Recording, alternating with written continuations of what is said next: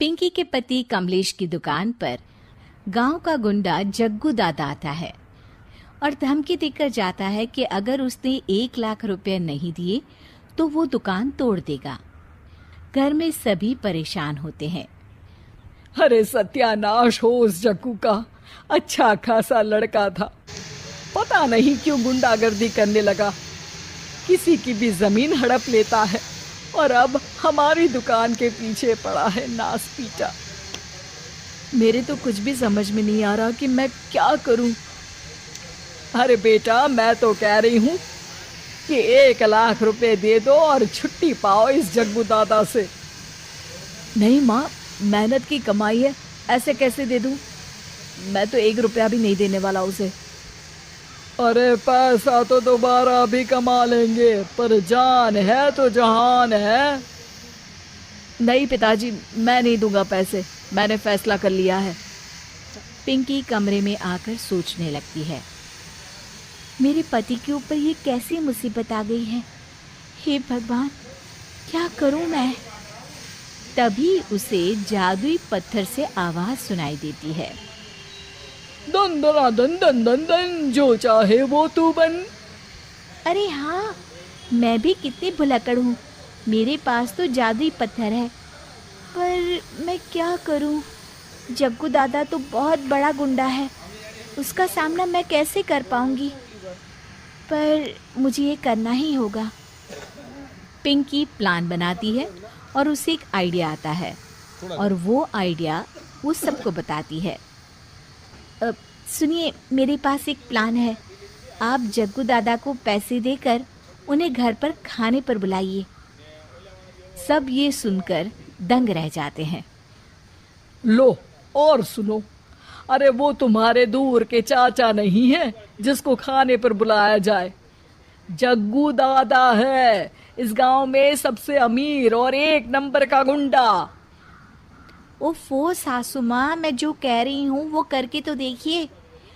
मैं आपको यकीन दिलाती हूँ कि कल के बाद जग्गू दादा हमें कभी परेशान नहीं करेगा।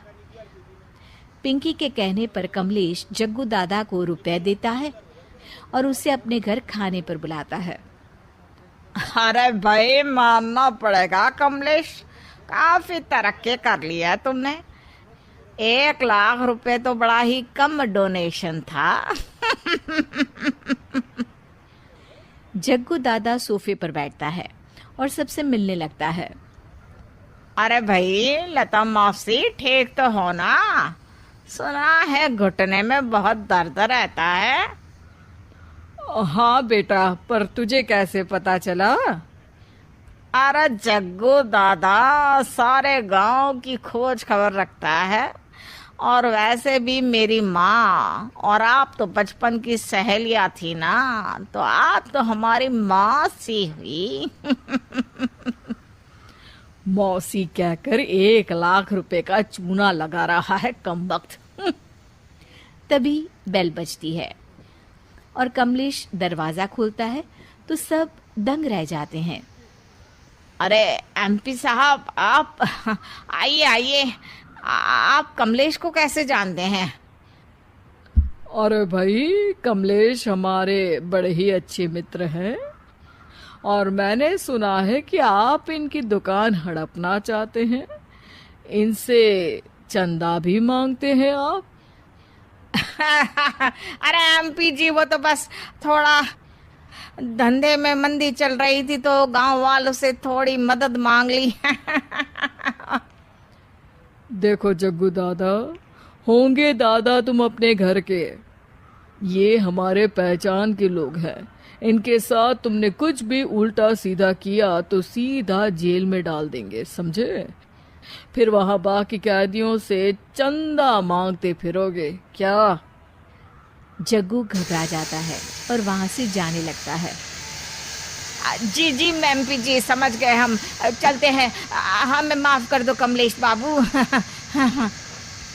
अरे बेटा, खाना तो खा लेता। अरे जग्गू।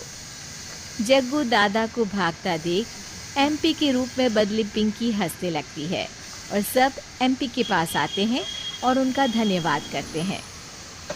आपको कैसे पता चला एमपी साहब कि जग्गू हमें परेशान कर रहा था। आपकी बहू पिंकी है ना, बड़ी ही समझदार है। वो मेरे ऑफिस आई और मुझसे मदद मांगी। क्या पिंकी ने यह सब किया? पिंकी अपने रूप में वापस आ रही होती है। अच्छा, मैं चलता हूँ, मेरा मतलब है। अरे ऐसे कैसे, आप बिना खाना खाए नहीं जा सकते, आइए आइए। नहीं, फिर कभी, मुझे जाने दीजिए। पिंकी भागती है। अरे इन्हें किस बात की जल्दी थी? लगता है कोई इम्पोर्टेंट मीटिंग होगी माँ। हाँ भाई, बड़े लोग हैं, दिन में कुछ ना कुछ चलता ही रहता है। लेकिन भगवान का शुक्र है कि आज बहू की वजह से सब सही हो गया। पर बहू है कहाँ? पिंकी घर से दूर भागते भागते अपने रूप में वापस आ जाती है। उफ, बाल बाल बच गई आज तो।